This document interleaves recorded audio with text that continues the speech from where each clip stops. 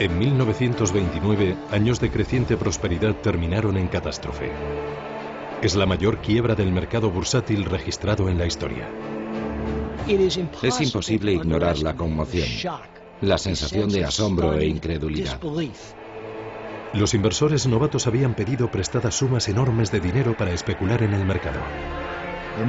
El mercado cayó de forma abrupta y muchas personas fueron arrastradas en la caída. Fue muy doloroso. Poco después, miles de bancos quebraban. Millones de personas lo perdieron todo. Había pobreza por todas partes. Era algo realmente terrible. La depresión que siguió al desplome bursátil y se extendió por todo el mundo se prolongó durante una década y fue el preludio de la Segunda Guerra Mundial. Esta es la historia de una catástrofe financiera que esperamos que nunca vuelva a repetirse.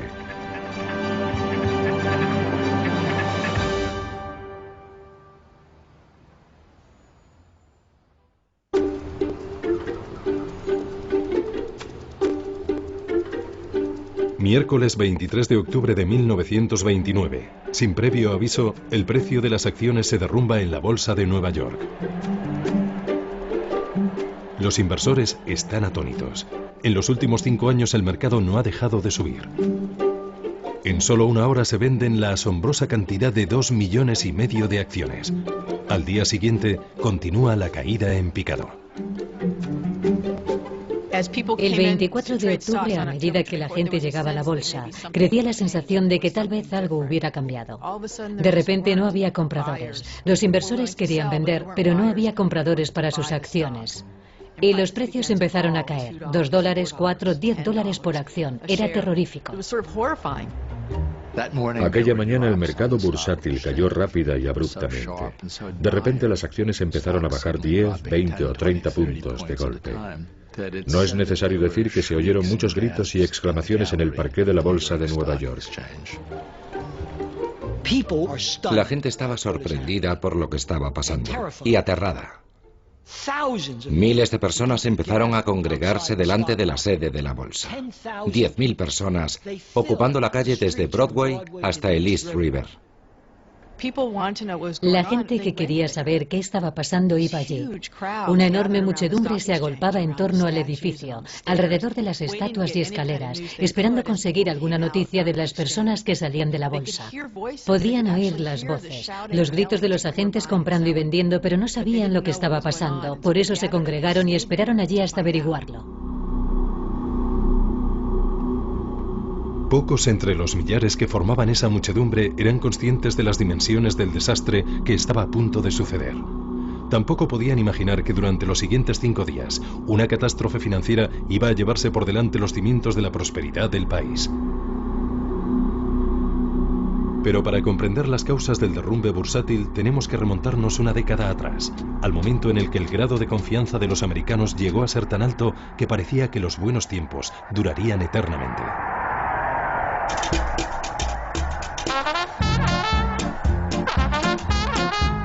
En 1919 Estados Unidos salía victorioso de la Primera Guerra Mundial. El optimismo se respiraba en el aire. Gran Bretaña y sus aliados europeos estaban agotados financieramente a causa de la guerra. Pero la economía de Estados Unidos prosperaba y el mundo bailaba al son de la melodía americana. Las incertidumbres quedaron atrás. Se tenían al parecer pocas dudas acerca de lo que venía. América iba a comenzar la juerga más grande y alegre de la historia, y había mucho que contar al respecto.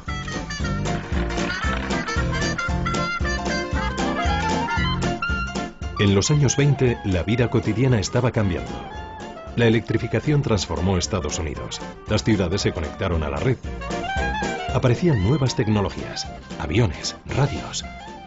Los artículos para el hogar que habían nacido como objetos de lujo se convirtieron en una necesidad. La industria del automóvil también prosperaba impulsada por los compradores que acudían en tropel a comprar los últimos modelos de Ford o Chrysler. Una era de prosperidad ilimitada parecía haber comenzado.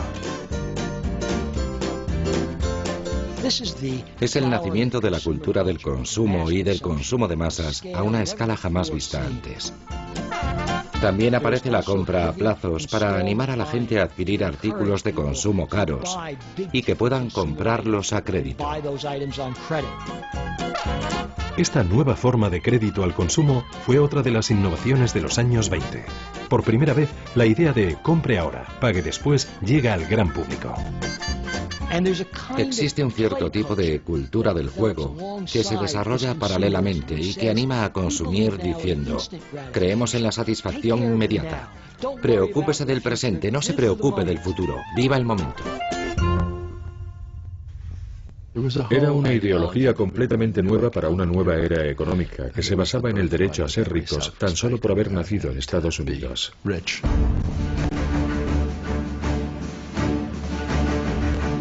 Con créditos asequibles y más ingresos disponibles, los estadounidenses empezaron a buscar nuevas formas para ser más ricos todavía. Desde la Primera Guerra Mundial, el gobierno americano había vendido bonos, conocidos como bonos Liberty. Era una forma para conseguir dinero prestado de los ciudadanos que a cambio recibían pagos en concepto de intereses sobre el valor de los bonos. Famosos como Charlie Chaplin y Douglas Fairbanks fueron reclutados para promocionarlos en grandes concentraciones. Los bonos Liberty consiguieron que muchos se convirtieran en inversores en valores por primera vez. Por primera vez en su vida recibían pagos cada 6 meses en concepto de intereses. Con los valores podían comerciar en los mercados y cada día veían en la prensa cuál era el precio de sus bonos. Los bonos Liberty crearon una cultura de la inversión. La mayoría de la gente nunca había comprado valores antes y la gente corriente se acostumbró así a comprar acciones. Pero había otro grupo de personas que pensó que podía aprovecharse de esta nueva cultura de la inversión. Los banqueros de Wall Street. Durante muchos años, Wall Street, el centro financiero de Estados Unidos, estuvo formado por un pequeño y elitista grupo de banqueros que hacían negocios entre ellos en una sociedad cerrada para el gran público. Pero un hombre vio una oportunidad que cambiaría el rostro del mundo de las finanzas. Charles Mitchell, presidente de National City Bank, vio un lucrativo vacío en el mercado. Mitchell observó que los inversores habían comprado muchos bonos de los gobiernos durante la Primera Guerra Mundial y pensó: ahora que existe un público inversor, lo que tenemos que hacer es comercializar otros productos, como bonos corporativos y acciones corrientes, y decir a la gente que son inversiones seguras. Mitchell era un auténtico vendedor con grandes ambiciones. Si la gente estaba dispuesta a comprar bonos para financiar al gobierno, seguramente también sentiría la tentación de comprar acciones y participaciones para financiar a compañías privadas que cotizaban en la Bolsa de Valores de Nueva York, consiguiendo así un beneficio en el proceso. Poco a poco, personas que jamás habían soñado con invertir en acciones empezaron a hacerlo, y las acciones perdieron gran parte de su estigma. Históricamente, las acciones siempre habían sido consideradas demasiado arriesgadas para la gente corriente. Pero en los años 20 existía la sensación de que invertir en acciones no solo era seguro, sino también respetable y fiable.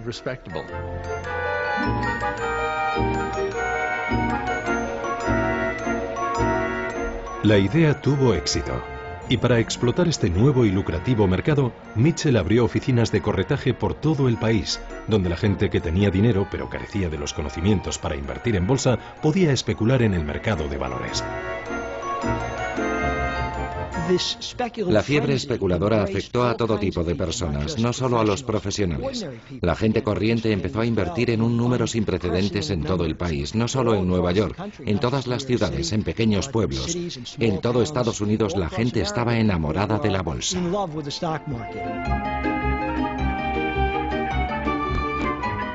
Esto fue posible gracias a la tecnología.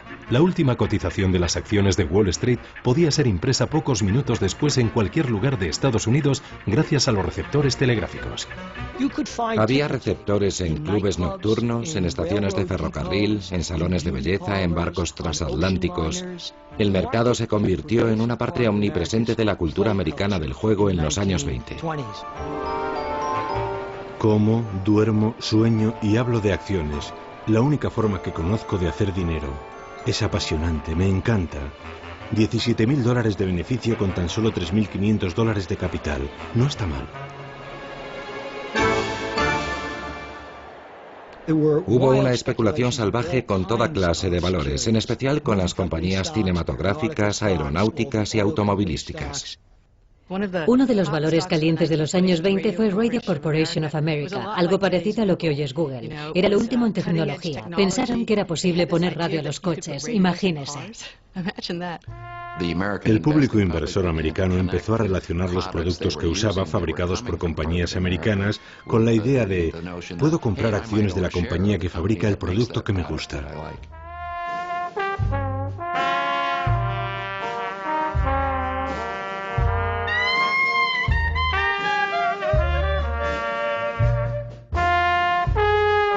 A mediados de los años 20, aproximadamente 3 millones de estadounidenses poseían acciones y Wall Street cautivaba la imaginación del público. Con historias de fortunas ganadas de la noche a la mañana, la idea de un gran mercado alcista en el que parecía que las acciones solo podían subir se apoderó de todos. Todas las revistas populares, todos los periódicos, todas las emisoras de radio estaban encantadas por lo que estaba pasando en la bolsa. El público seguía fascinado con las inversiones de famosos como Charlie Chaplin y Groucho Marx y las acciones con las que especulaban. El joven cómico Groucho Marx invirtió todos sus ahorros en el mercado de valores y estaba tan satisfecho con sus ganancias en bolsa que convenció a sus hermanos para que invirtieran también. ¡Qué chollo! RCA ha subido 7 puntos desde esta mañana. Acabo de ganar $7.000.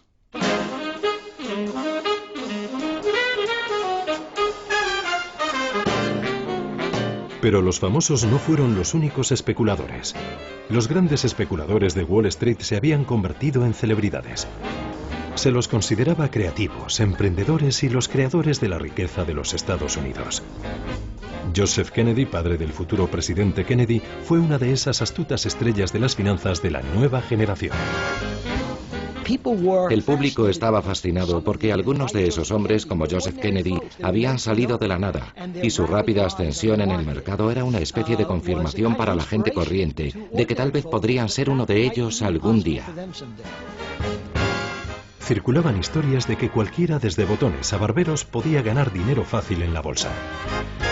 Un limpiabotas de Wall Street, Pat Bologna, fue uno de los que cayeron bajo el influjo de esas historias de mendigo a millonario. Todo el mundo iba a ganar una fortuna. Si vivías en Nueva York, el mercado de valores era el rey. Mi padre tenía probablemente 17 o 18 años.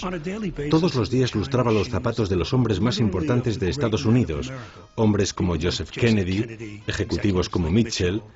Él hablaba con ellos y de alguna manera se convirtió en experto en temas como la Reserva Federal y cosas en las que jamás imaginarías que un limpiabotas pudiera ser experto. Pero él hablaba a diario con las mentes más brillantes de Wall Street y así fue como empezó a invertir en bolsa. La verdad sea dicha, yo aprendí a leer con las páginas de bolsa, porque eso es lo que mi padre hacía. Crecimos con la bolsa. Había bolsa para desayunar y bolsa para cenar cuando él volvía a casa. La bolsa era el mundo. Yo empecé en 1928, porque como muchos jóvenes, quería estar en el sitio en el que todo el mundo estaba ganando mucho dinero. Mi primer trabajo fue de chico de los recados en el parqué de la Bolsa de Valores. Solo tardé una semana o dos en darme cuenta de que la mayor parte del tiempo la gente es codiciosa.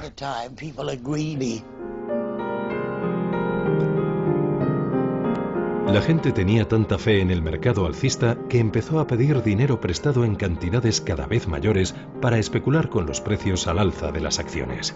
Esta forma de adquirir acciones era conocida como compra a crédito. Al inversor solo se le exigía desembolsar una parte del dinero y su agente de bolsa financiaba el resto. La cultura del compre ahora, pague después había llegado al mercado de valores.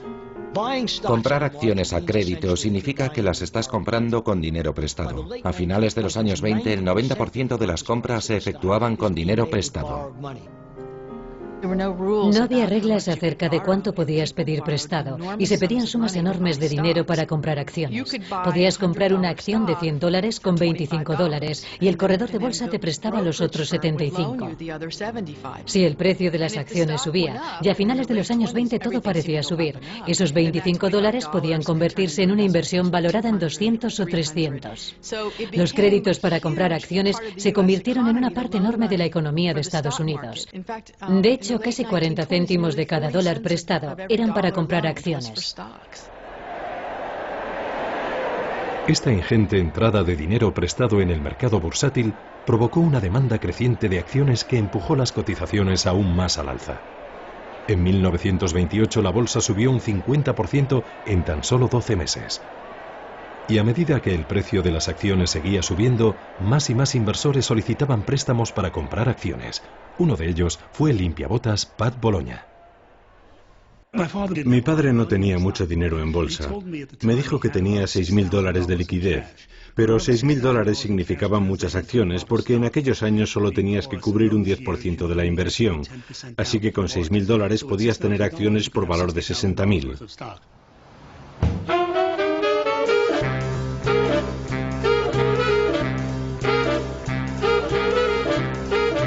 Wall Street estaba hambriento de nuevos clientes. Había un grupo de inversores en potencia que la bolsa siempre había ignorado, pero cuyo dinero ahora quería. Hasta los años 20, las mujeres habían desempeñado un papel muy pequeño en el mercado bursátil, en parte por un simple prejuicio de género. Se las consideraba incapaces de mantener la sangre fría necesaria para especular en el mercado. Pero en los años 20, gracias a su popularización, muchas mujeres se integraron en el mercado bursátil. Los años 20 fueron sin duda un gran momento para las mujeres. Empezaron a ser independientes y a tener su propio dinero. Además, el número de mujeres universitarias aumentó notablemente y al mismo tiempo se sintieron interesadas por el mercado de valores. Para ellas era una forma de tener recursos propios. Una de esas inversoras fue Alice Osten, una neoyorquina pionera de la fotografía. Vivía en Staten Island, justo en la otra orilla, enfrente de Wall Street. Se mudó a esta casa cuando solo tenía un par de meses. Era inteligente y muy aventurera. Cuando cumplió 11 años, le regalaron una cámara que entonces era una nueva invención de la época. Inmediatamente se puso a trabajar. A lo largo del tiempo tendría 8.000 negativos fotográficos de cristal, convirtiéndose en uno de los primeros y más prolíficos fotógrafos americanos. El abuelo de Alice le dejó una herencia que le permitió llevar una vida cómoda. Pero a comienzos de los años 20 empezó a menguar y se sintió tentada por la promesa de dinero fácil y rápido de Wall Street. Cuando Alice Osten descubre que se está quedando sin dinero, se pregunta qué puede hacer. Sus amigos le aconsejan que sea prudente y reduzca sus gastos. Tal vez no viajando a Europa o no comprándose un coche. Pero Alice conoce a un corredor de bolsa que le aconseja: no, compra acciones y hazte rica rápido. Además, puedes pedir un préstamo para comprar más acciones, comprarlas a crédito. Y Alice Osten pensó: vaya, me parece una buena idea.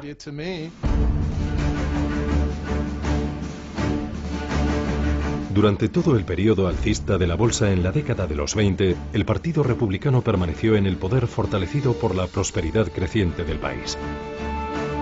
Calvin Coolidge llegó a la presidencia en 1923. Siendo el mismo inversor, guardó un significativo silencio sobre la locura especulativa que reinaba en Wall Street.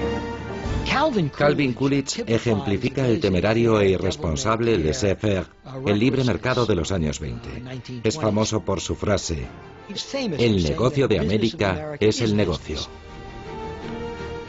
Fue un periodo de gran prosperidad. El negocio era hacer dinero. Creo que los políticos pensaban: bueno, todo va bien, la economía crece, el mercado se ocupa de todo bastante bien y el trabajo del gobierno es quitarse de en medio.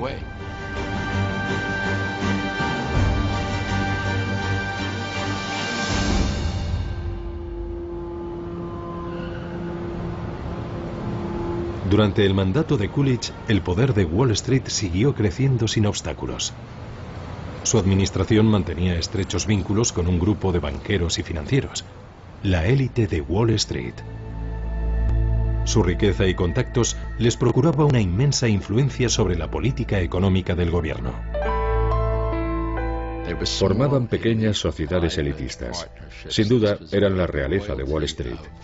Trabajaban en lugares misteriosos y muy discretos. Eran pequeñas firmas con capital limitado, pero realmente ejercían un poder inmenso.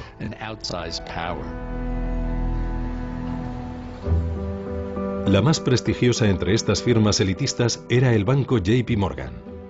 Estratégicamente situado justo enfrente de la bolsa de valores, desempeñaría un papel crucial en los acontecimientos que estaban por llegar.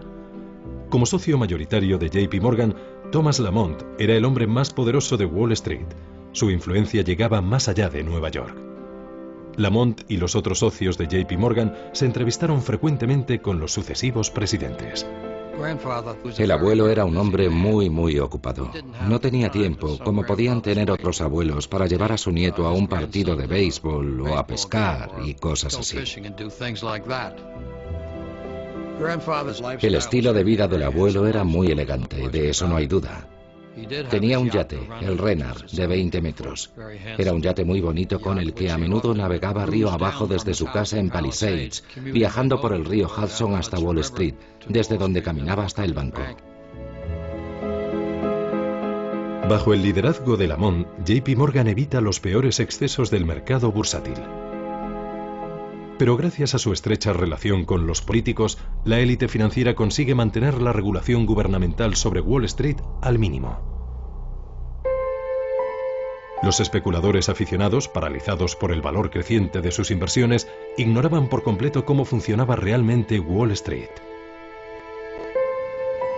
Con la escasa supervisión del gobierno, el mercado era soberano y la información privilegiada, su ley. Había mucha manipulación en el mercado, era desenfrenada, no existía absolutamente ningún control. Y cuando Wall Street era muy pequeño e independiente, probablemente estuviera bien. Pero cuando personas como tú y como yo invierten el dinero ganado con su sudor, entonces sí importa. El mercado de valores de los años 20 no era ni justo ni democrático. Era un gran casino manipulado por especuladores profesionales.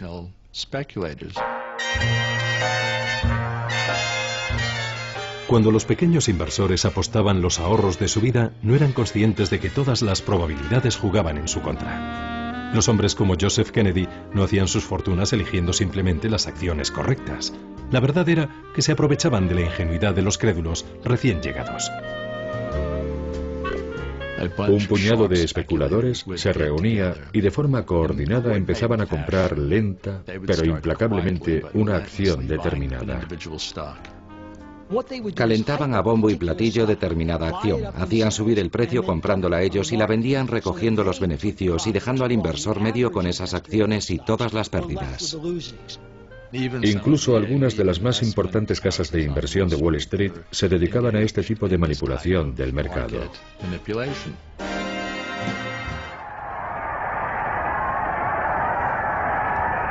En marzo de 1929 es investido un nuevo presidente republicano, Herbert Hoover.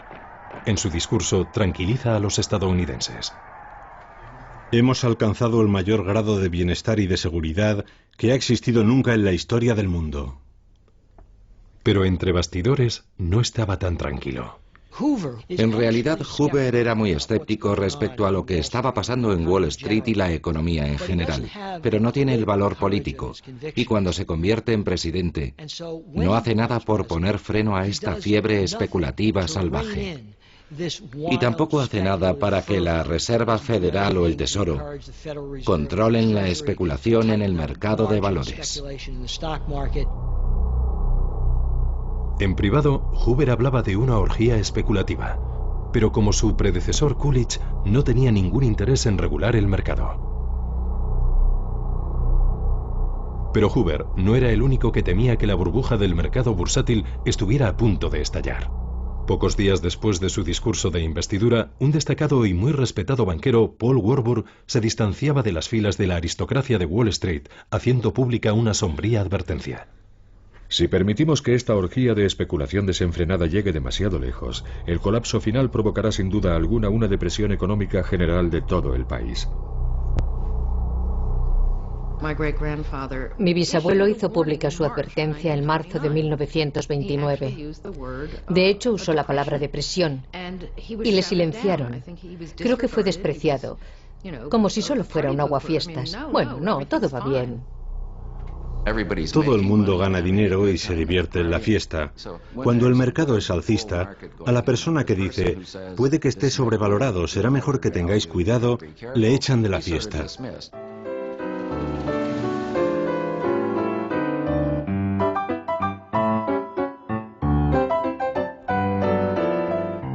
La predicción de Warburg cayó en saco roto, y entre mayo y septiembre de 1929, 60 nuevas compañías fueron presentadas en la Bolsa de Valores de Nueva York, añadiendo más de 100 millones de acciones al mercado, alimentando la burbuja bursátil. Siempre oyes lo mismo con cada burbuja. Esta vez es diferente. Es un mundo financiero diferente. De hecho, Groucho Marx, que fue uno de esos inversores, fue a ver a su corredor de bolsa y le dijo, oye, no entiendo cómo los precios pueden seguir subiendo. Y el agente le dijo, tienes que comprender que ahora estamos en una economía global. Eso en 1928 o 29. Creo que he oído eso unas cuantas veces desde entonces. Algunos especuladores profesionales sentían que el mercado estaba demasiado caliente. Los más astutos se salieron durante el verano.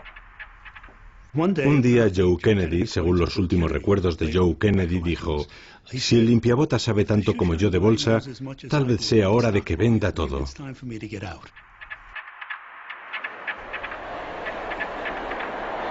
En septiembre, el mercado era cada vez más volátil. A puerta cerrada, el presidente Hoover reconocía su creciente preocupación. Herbert Hoover siguió consultando a sus amigos de Wall Street, preguntándoles si debía preocuparse, y recibió un informe de Thomas Lamont, el principal accionista de J.P. Morgan & Company.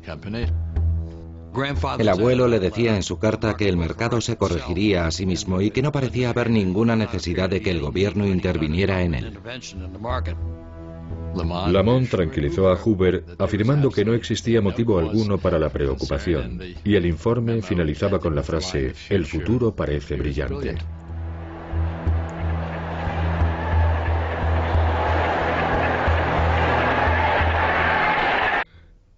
Cinco días después, la bolsa de valores se hundía.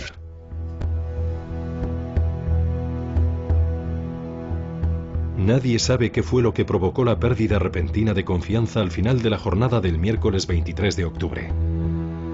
Pero de repente una brusca caída en las acciones de las compañías automovilísticas provocó un aluvión de órdenes de venta a última hora. Se vendieron millones de acciones bruscamente. Al día siguiente, el gran crack de 1929 comenzaba.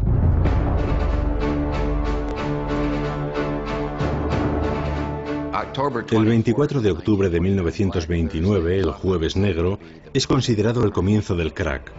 Las enormes caídas asustaron a mucha gente.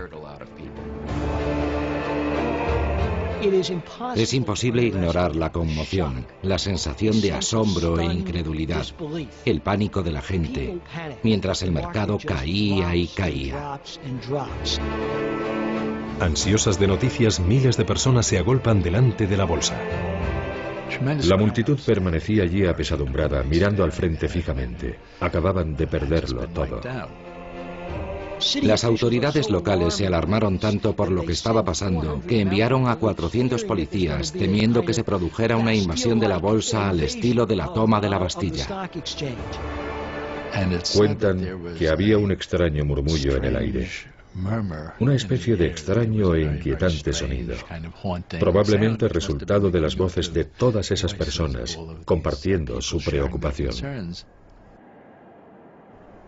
La reacción popular fue, esto no puede estar pasando.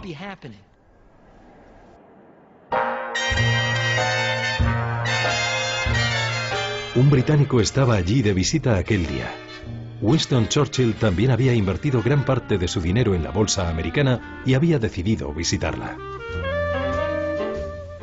Casualmente me encontraba paseando por Wall Street en el peor momento del pánico, cuando un perfecto desconocido que me había reconocido me invitó a entrar en la galería de visitantes de la bolsa. Esperaba encontrarme con un auténtico caos, pero el espectáculo que vieron mis ojos era sorprendentemente de calma y orden.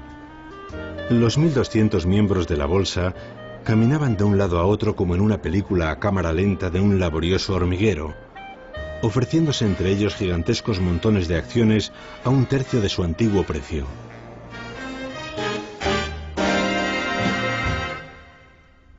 Churchill perdería una fortuna en el crack de aquel día. Fuera, la multitud seguía esperando noticias. Los rumores alimentaban el pánico creciente. Una vez que el desplome comienza, el verdadero problema es de confianza. Cuando se pierde toda la confianza en la economía, lo bueno y lo malo caen juntos. Por ello, la élite de los grandes inversores hace todo lo que puede por restaurar esa confianza, para convencer a la gente de que la economía y la bolsa van bien. Los banqueros sabían que tenían que hacer algo para evitar el colapso total de las finanzas. Un periodista del Times fue testigo de los acontecimientos. La gente seguía llegando y cada vez era más ruidosa. En mitad de la multitud se formó un remolino. Un hombre en mangas de camisa intentaba abrirse paso para cruzar la calle en dirección a las oficinas de Morgan. Era Charles Mitchell, el presidente de National City Bank.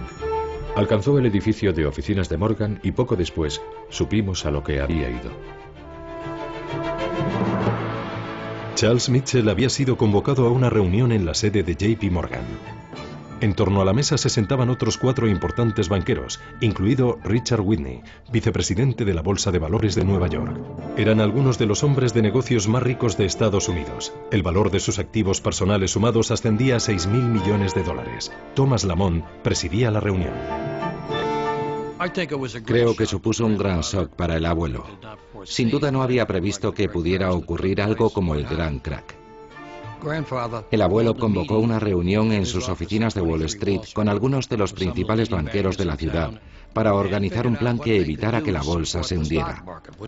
Para ello decidieron crear un fondo de $250 millones. El fondo sería utilizado para mantener una lista de acciones fundamentales.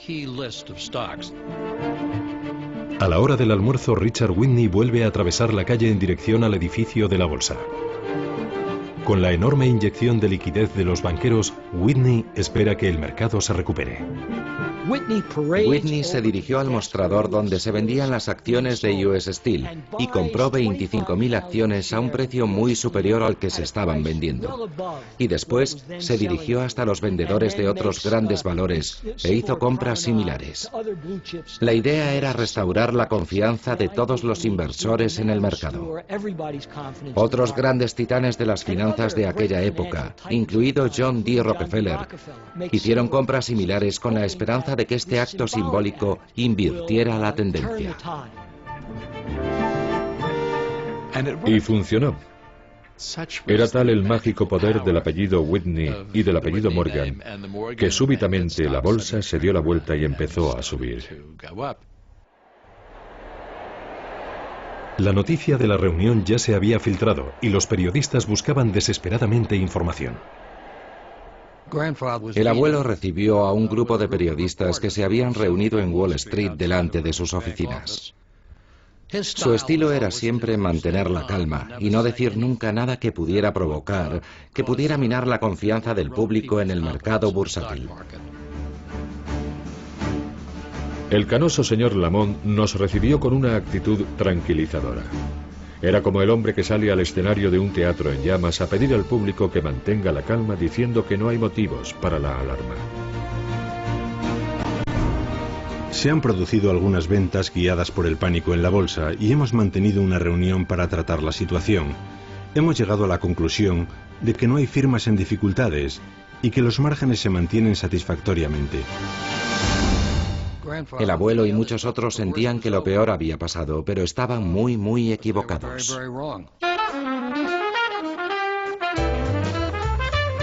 El fin de semana la intervención de los banqueros parecía haber funcionado. Las jornadas del viernes y el sábado transcurrieron con tranquilidad y sin incidentes. El presidente Hoover también intentó calmar los ánimos, repitiendo un mantra que desde entonces se ha repetido muchas veces en las crisis bursátiles. El negocio fundamental del país, la producción y distribución de bienes de consumo, tiene una sólida y próspera base. Pero en las oficinas del distrito financiero, el caos es total. Una de las cosas que olvidamos es lo primitiva que era la tecnología. El 24 de octubre se negociaron tantas acciones que se necesitaron 4 horas después del cierre de la bolsa para imprimir todas las operaciones realizadas. La impresora, completamente desbordada, llevaba horas de retraso con las operaciones realizadas y no servía para nada. Durante toda la noche, las lámparas lucieron en las ventanas de las oficinas, donde los corredores de bolsa y contables luchaban por intentar cerrar las cuentas del día antes de que empezara la siguiente jornada. Se desmayaban en sus escritorios. Los mensajeros caían rendidos sobre el suelo de mármol del banco y se dormían.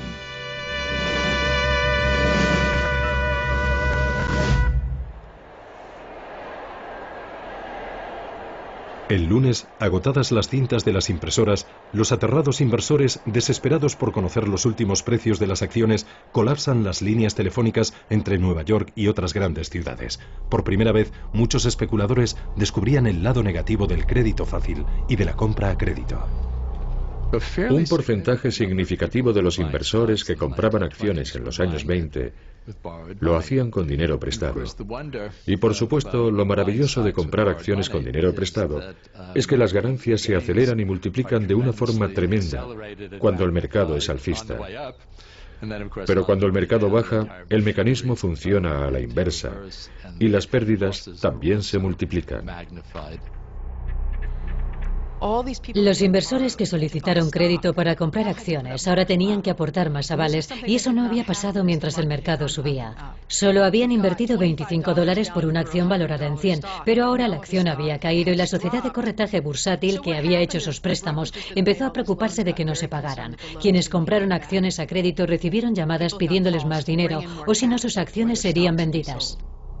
Su cuenta necesita $600. En caso de que no recibamos dicha cantidad antes de la 1 del mediodía del martes, todas las acciones de su cuenta serán vendidas. Considérese avisado a tal efecto.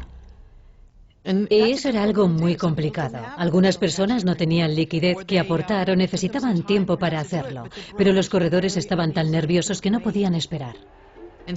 Y el lunes la bolsa comenzó a caer a una velocidad aún mayor de la que había caído el jueves. De hecho, se convertiría en una de las peores sesiones de la historia del mercado bursátil estadounidense.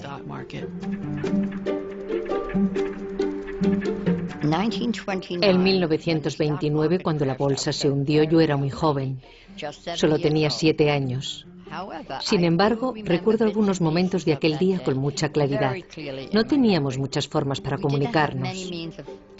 Y cuando algo extraordinario ocurría, los periódicos sacaban un extra. Así se llamaba, un extra, por 2 céntimos. Y los chicos recorrían con sus gorras las calles gritando, ¡extra, extra! Léalo todo. En casa siempre bajaba alguien y compraba el diario por 2 céntimos para saber lo que había pasado. Así nos enteramos del crack. Aquel día, Vera estaba con una amiga de la familia cuando llegó la noticia de que la tía de la amiga lo había perdido todo. Aquella dama lloraba en silencio. Lloraba en silencio y se retorcía las manos mientras caminaba sin parar de una habitación a otra. Ese es mi recuerdo de aquel día.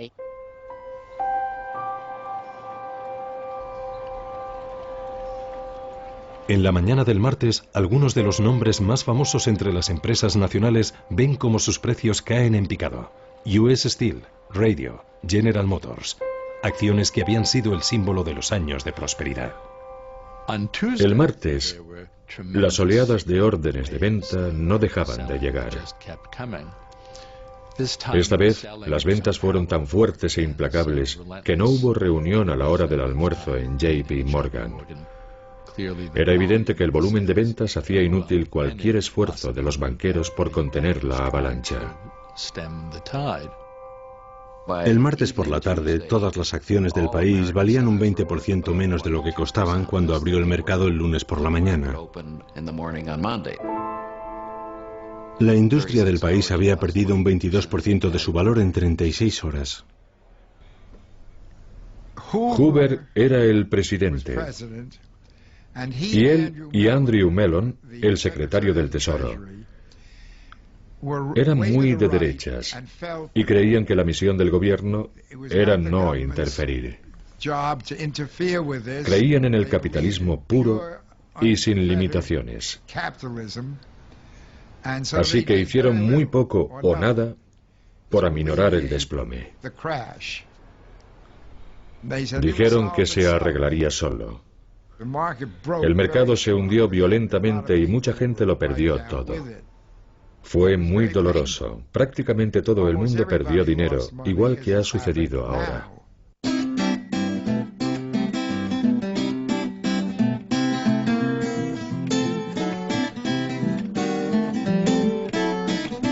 Se calcula que al término de aquellas 5 sesiones de bolsa, 25.000 millones de dólares del patrimonio de los ciudadanos habían desaparecido sin más. La bolsa sigue cayendo sin parar. Hay órdenes de vender todo. Calculo que con suerte me quedarán unos $500. Un humilde final para un beneficio potencial hace apenas 4 meses de casi $100.000. Por lo menos, me repito a mí mismo, lo he perdido todo en el mayor momento de pánico de la historia. Tuve mucha suerte. Nunca perdí mi trabajo. Me bajaron el sueldo. Afortunadamente, mis jefes eran gente rica. Y cuando me lo dijeron, me preguntaron, ¿por qué sonríes? Les dije, creía que ibais a despedirme. Aquellos que pudieron permitírselo, aceptaron las pérdidas con humor negro. Soy una de las ovejitas esquiladas por Wall Street. Cuando era una niña, un mecenas me dejó $1 millón para mi educación musical. Pero a mí me pareció que no podía vivir con las rentas de $1 millón. Así que pedí a todos mis amigos ricos consejos para invertir en bolsa. Ellos me los dieron y perdí mi $1 millón. Ahora lo único que me queda es mi abrigo de chinchilla. A partir de ahora mis manos no volverán a tocar la bolsa. Solo las teclas del piano. Pero si sois tan afortunados de tener $1 millón, conservadlo. Y no juguéis en bolsa. Otro artista que apostó y perdió fue Groucho Marx. Sus temerarias inversiones le costaron todo lo que había ganado. El destino de Alice Osten, la fotógrafa de Staten Island, fue como el de aquellos que se sintieron atraídos por la bolsa, ignorando los riesgos. Básicamente lo perdió todo. En el año 29 y en el 30 sus inversiones desaparecieron. Fue un auténtico shock para Alice Osten. Pienso que ella, como mucha gente, no se lo creía. No podía creérselo. Pensaba que el mercado se recuperaría, que lo único que tenía que hacer era esperar un poco. Y siguió viviendo como si fuera rica. Alice hipotecó su casa, pero no para pagar las facturas, sino porque una vez más quería hacer un lujoso viaje a Europa. Mi padre lo perdió todo. Lo había perdido todo, pero tenía 22 años, así que se lo tomó magnánimamente. Bueno, cuando tienes 22 años no es tan dramático. La gente que le rodeaba eran personas de 50 y 60 años que perdieron los ahorros de toda la vida y que estaban aterrorizadas. No todo el mundo pudo soportar las pérdidas. Aunque se ha exagerado el número de suicidios, a algunos les pareció la única salida. Todos hemos leído historias acerca de Wall Street, de personas que abrían las ventanas de sus despachos y saltaban. Ocurrió en realidad, no es una leyenda urbana, la gente se suicidaba. Personas que habían trabajado 30 y 40 años en Wall Street, que habían amasado fortunas y que en pocos días lo habían perdido todo. Siento no haber podido devolver los 2 libros antes, pero dada la situación actual en el distrito financiero, el trabajo me lo ha impedido. Ayer una mujer saltó desde el tejado de nuestro edificio, 44 pisos, justo delante de nuestra ventana. Vi su cuerpo tirado en la calle y la visión fue tan terrible que me sentí enfermar.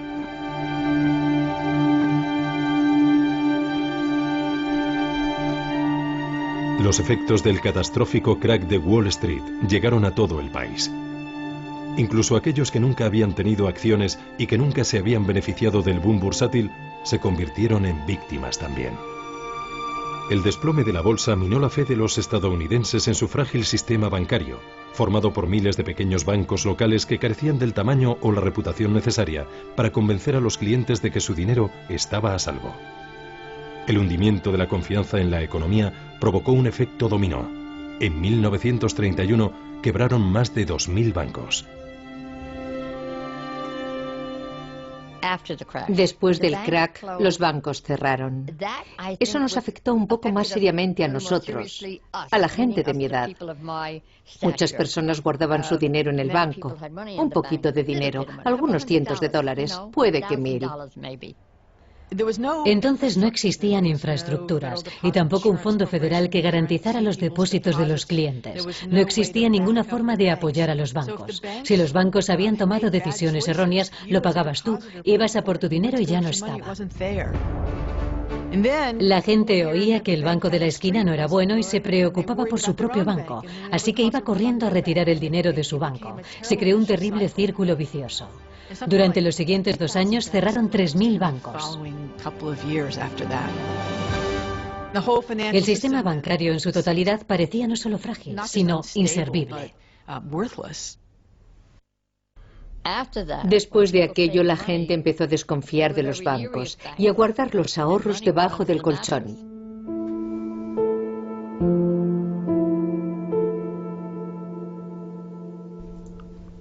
El desplome bursátil de 1929 no creó la Gran Depresión, pero inició una secuencia de acontecimientos que finalmente habrían de culminar en la Gran Depresión. Bien, puede que todo esto nos resulte familiar. Los bancos prestaban dinero al mercado bursátil, las compañías prestaban dinero, los corredores prestaban dinero y cuando la bolsa cayó todo ese dinero desapareció. Inmediatamente las empresas empezaron a sentir miedo por no disponer de capital y perder dinero. Y empezaron a despedir a trabajadores y a cerrar fábricas. Hubo quiebras masivas y una crisis de liquidez, exactamente del mismo tipo de la que tenemos hoy. Es decir, los negocios no pueden obtener préstamos para mantenerse a flote. Aunque fueran negocios totalmente solventes, no podían conseguir los créditos comerciales a corto plazo necesarios para pagar a sus trabajadores, invertir en equipamiento y pagar a sus proveedores. Así que empezaron a quebrar y en el proceso de quiebra despedían a la gente y como consecuencia el consumo cayó. Y eso fue lo que provocó un daño traumático a toda la sociedad, tan traumático que solo es comparable a la guerra civil, en la memoria de este país, como el momento más trágico de la historia de Estados Unidos. Mi padre tenía una modesta empresa de seguros. Una noche, durante la cena, dijo que tenía que despedir a un empleado. Y yo, caballerosamente, dije, bueno, seguro que encuentra otro trabajo, ¿verdad? Y mi padre me dijo, no, es un hombre mayor y poco capaz. No creo que pueda. Y en ese momento, mi padre se echó a llorar. Era la primera vez que veía llorar a mi padre.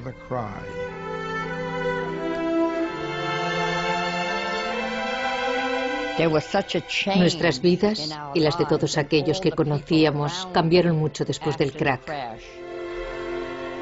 Los padres de muchas de mis amigas perdieron sus trabajos. Y como no podían pagar el alquiler, fueron desahuciados.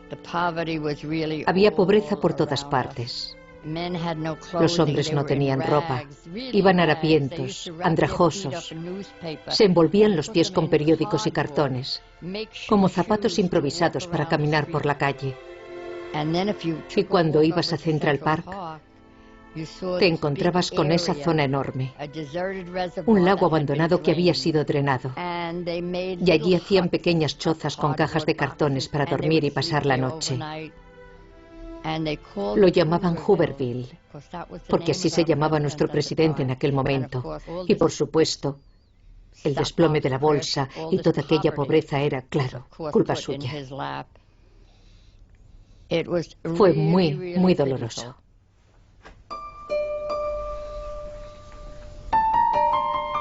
Como muchos otros, la fotógrafa Alice Osten luchó por seguir pagando los plazos de la hipoteca cuando llegó la Gran Depresión.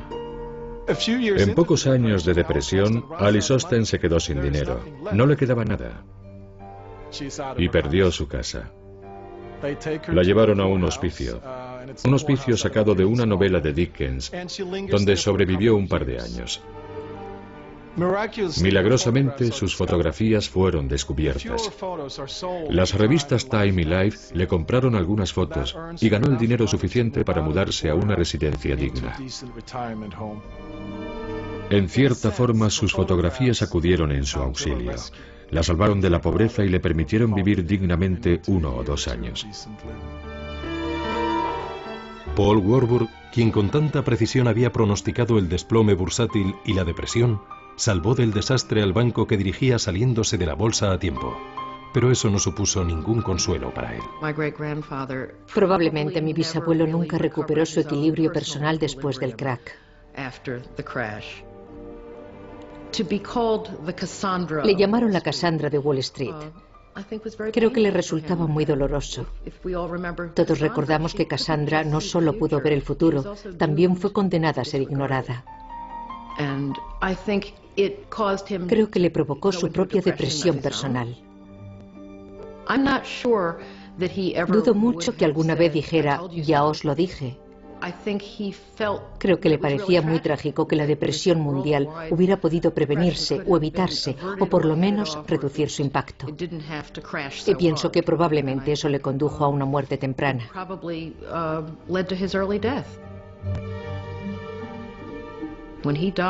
Murió el último año de la presidencia de Hoover, cuando no se veía el final.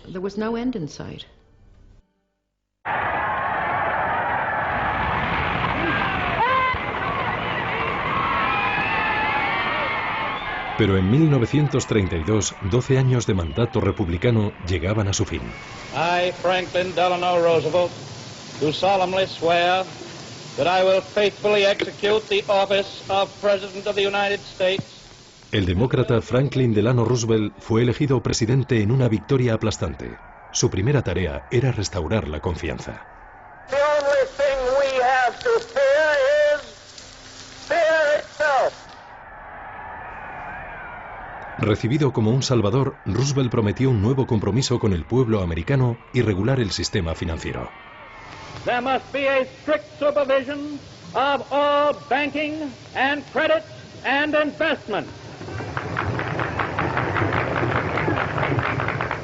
There must be an end to speculation with other people's money.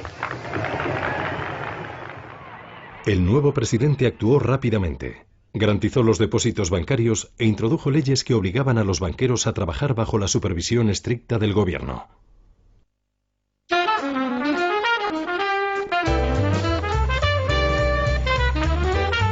El Comité de Banca del Senado abrió una investigación. Duraría más de 3 años, y las 10.000 páginas de testimonios ennegrecieron la reputación de Wall Street. Ferdinand Pecora, el ambicioso abogado del comité, retó a la élite de los banqueros a que explicaran su conducta. Llamó a testificar a esos banqueros. ¿Y qué descubre? Descubre que Charlie Mitchell, de National City Corp, había vendido acciones a su mujer para evitar pagar impuestos. Richard Whitney, quien con tanta audacia compró acciones el Jueves Negro, perdió su dinero, pidió prestado a su hermano y, como tampoco le salió bien, empezó a robar a sus clientes. Finalmente fue condenado a prisión. El banco más prestigioso de América, JP Morgan, estaba igualmente muy lejos de ser inocente. Las vistas descubrieron evidencias de una lista que ofrecía acciones preferentes a amigos influyentes, incluido un antiguo presidente. No solo había socios de Morgan y miembros de la familia Morgan, también importantes ejecutivos de empresa e incluso algunos políticos. Calvin Coolidge, por ejemplo, estaba en dicha lista de acciones preferentes. Fue una práctica que mucha gente consideró incorrecta. Ferdinand Pecora dijo una gran frase. Eran revelaciones escandalosas de la baja estofa de las altas esferas. Me encanta, porque podemos decir lo mismo hoy en día. En respuesta al escándalo público ante los negocios sucios de los banqueros, el presidente Roosevelt creó la SEC, la Comisión de Bolsa y Valores de Estados Unidos. Su misión, limpiar Wall Street. Al frente de ella puso a un hombre que sabía más que la mayoría sobre prácticas poco éticas. Cuando el presidente Roosevelt creó la SEC para controlar a Wall Street, nombró a su viejo amigo y seguidor Joe Kennedy como presidente. Es como poner al zorro a vigilar el gallinero.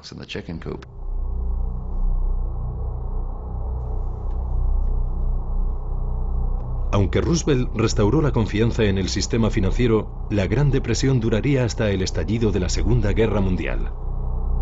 Entonces, como ahora, la economía globalizada hizo que tanto el crack como la subsiguiente depresión se extendieran por todo el mundo. En Gran Bretaña, el sector industrial se hundió y millones de personas perdieron sus trabajos. En Alemania, que seguía sin recuperarse de su derrota en la Primera Guerra Mundial, el impacto fue aún mayor. Durante la Gran Depresión, muchos perdieron los ahorros de toda la vida, y eso provocó en muchos países el deseo de un gobierno autoritario que les salvara, que rescatara la economía. Sin duda, el crack y la posterior depresión fortalecieron a los movimientos anticapitalistas. Los comunistas gobernaban en Rusia y los movimientos fascistas estaban en auge. Mussolini ya había llegado al poder en Italia y la base política de Hitler seguía creciendo en Alemania.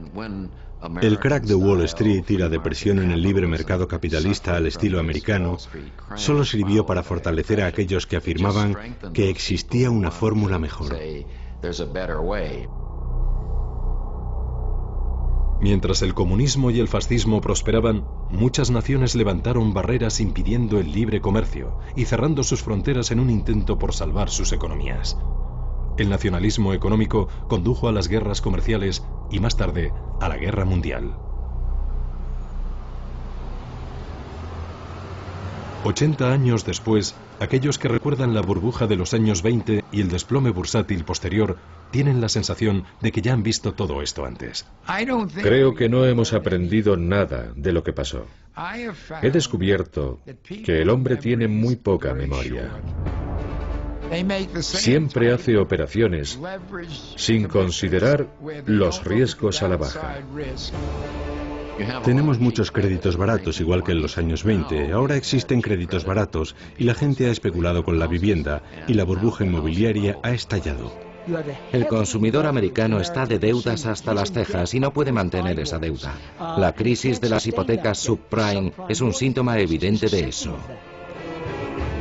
En los años 80 y 90 renació la fe en el libre mercado. Y cuando el optimismo volvió, muchas de las regulaciones introducidas por Roosevelt parecían pasadas de moda y fueron olvidadas lentamente. Una vez más, un mercado poco regulado permitió que la especulación creciera sin control. Ahora estamos cosechando los frutos de aquella liberalización y en ese sentido estamos en la misma situación que en 1929, cuando el gobierno cerró los ojos ante lo que pasaba en el mundo financiero. Lo que espero y pienso es que el gobierno ha aprendido la lección y está intentando tomar medidas más activas y mucho más agresivas que las que se tomaron en los años 30 para intentar reducir los daños y el deterioro económico. La esperanza es que esas medidas funcionen. Pero la lección del crack de 1929 es que la historia se repite y que la locura y la codicia humanas son fuerzas mucho más poderosas en el mundo de los negocios que la razón y la moderación.